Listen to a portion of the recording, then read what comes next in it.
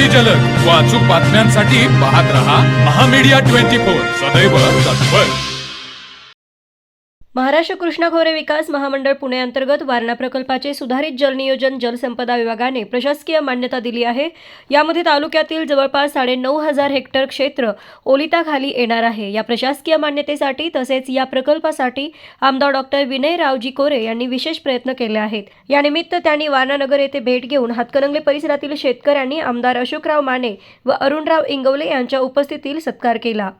या प्रकल्पामुळे हजारो एकर जमीन ओलिताखाली येणार असून शेतकऱ्यांना याचा फायदा होणार आहे। महाराष्ट्रामध्ये अशा प्रकारचा प्रकल्प पहिल्यांदाच राबवला जात असून त्याला राज्य सरकारने मान्यता दिली आहे।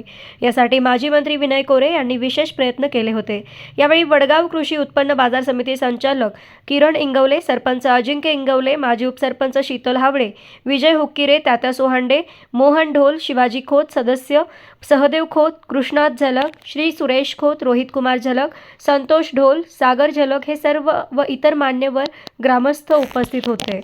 तर मग चला सबस्क्राइब करायला विसरू नका महामीडिया 24 न्यूज चॅनलला। महामीडिया 24 सदैव तत्पर।